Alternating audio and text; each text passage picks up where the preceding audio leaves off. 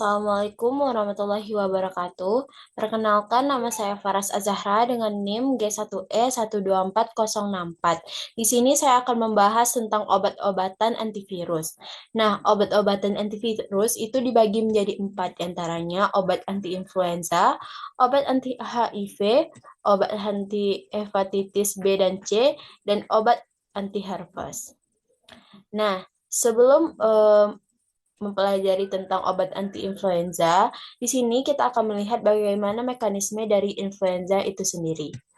Nah, influenza itu dimulai dari ketika hemaglutinin berikut berikatan dengan permukaan sel inang, sel tubuh manusia yang menyebabkan virus masuk melalui mekanisme endositosis. Kemudian protein M2 itu mengubah saluran ion yang memungkinkan proton masuk ke dalam selubung virus dan mengasamkan virus sehingga melepaskan RNA dan protein virus ke dalam sitoplasma. Nah, kemudian RNA virus ini ditranskripsikan lagi menjadi mRNA yang di sini, atau pada gambar dapat dilihat yaitu yang di dalam sini. Nah, kemudian glikoprotein HA dan NA disekresikan ke aparatus Golgi ke permukaan sel, sementara protein lain kembali ke inti sel untuk dirakit dengan genom baru. Kemudian kapsid virus itu dirakit menonjol keluar dan membran sel. Terakhir, neuraminidase ini atau pada gambar itu yang biru-biru ini. Nah, itu memotong reseptor asam sialat dari permukaan sel agar virus dapat lepas dan menyebar ke sel baru. Nah, di sini kita akan melihat tentang obat anti-influenza. Itu terbagi menjadi obat yang menghambat saluran ion atau M2. Nah, obat yang menghambat endonuklease dan penghambatan neuraminidase. Jadi, penghambatan saluran ion M2 itu bekerja dengan memblokir saluran M2 yang pada awal tadi sehingga menghalangi masuknya proton yang diperlukan untuk melepaskan materi genetik virus ke sel inang. Jadi, dia bekerja di sini, di menghambat M2 ini. Nah, contoh obat dengan mekanisme kerja berikut yaitu ada amantadin dan rimantadin. Kemudian, obat yang menghambat endonuklease yaitu bekerja dengan menghambat enzim CAP-dependent endonuklease secara selektif yang penting untuk inisiasi sintesis mRNA. Jadi, dia itu menghambat enzim yang akan mensintesis mRNA virus sehingga sintesis mRNA virus itu menjadi terhambat. Contoh obat dengan golongan berikut yaitu ada Baloxavir. Kemudian obat anti-influenza dengan mekanisme penghambatan neuraminidase. Nah, itu bekerja dengan mencegah enzim neuraminidase memutus reseptor asam sialat sehingga virus tidak bisa lepas dan menyebar ke sel lain. Jadi virus tidak bisa menyebar ke sel baru. Nah, contoh obatnya yaitu ada oseltamivir, peramivir, dan zanamivir.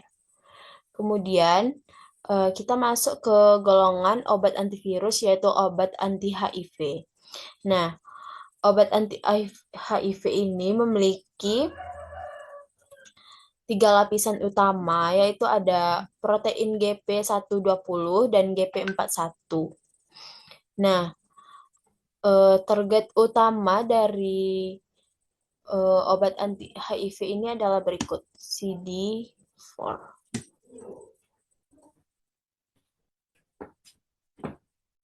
Nah, jadi obat HIV itu terbagi menjadi 3 klasifikasi, 4 klasifikasi. Yang pertama yaitu obat yang menghambat entry atau entry inhibitor. Contohnya ada enfuvirtide, maraviroc, dan ibalizumab. Nah,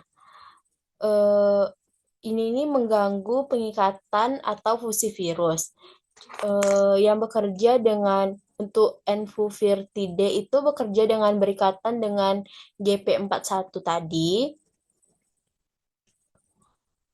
Yang maraviroc ini berikatan dengan CCR5 manusia, dan ibalizumab itu antibodi monoklonal yang berikatan dengan CD4 450 CD4 ini.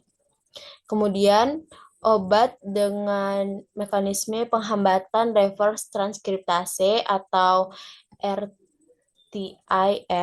Nah, obat ini itu terbagi lagi menjadi obat NRTI dan NRRTI. NRTI ini memiliki kepanjangan nukleosida reverse transkriptase inhibitor, yaitu analog asam nukleat yang menyebabkan penghentian rantai DNA. Jadi, dia itu menyebabkan penghentian rantai DNA. Nah, obat dengan golongan NRTI ini contohnya yaitu ada tenofovir. Kemudian untuk obat NNRTI yaitu kepanjangannya non-nukleosida reverse transkriptase inhibitor, yaitu berikatan langsung dengan merusak enzim reverse transkriptase. Contohnya yaitu ada evivorance. Kemudian obat dengan penghambat integrase yaitu mencegah penyisipan genetik virus DNA inang. Nah, contohnya itu ada bolutegravir dan raltegravir. Jadi dia bekerja di sini. Kemudian ada obat anti HIV dengan penghambat protease, yaitu menghambat enzim.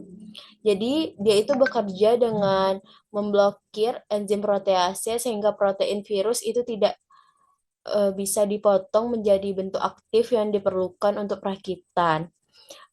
Perakitan untuk virus baru.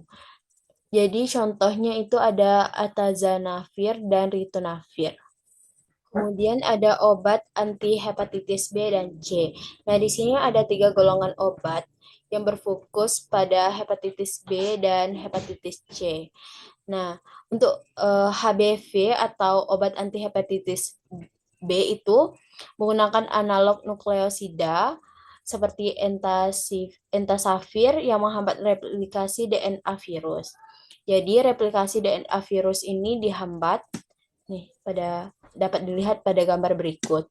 Nah, kemudian untuk anti hepatitis C atau HCV yaitu memiliki mekanisme yang lebih pesat, yaitu dengan direct acting antivirals atau DAAS yang menargetkan protein spesifik seperti ini protein yang ditargetkan yaitu ada protease NS3 4A, itu obatnya golongan Simeprevir. Kemudian ada yang menargetkan protein replikasi NSSA, golongan obatnya Ledipasvir, dan ada yang menargetkan polimerase NSSB, itu golongan obatnya Sofosbuvir. Kemudian ada juga penggunaan interferon untuk memicu imun tubuh. Jadi interferon dan ribavirin ini protein buatan yang memicu efek antiviral luas, sering dikombinasikan dengan ribavirin untuk meningkatkan efikasi pada hepatitis C. Kemudian kita dapat melihat obat anti herpes.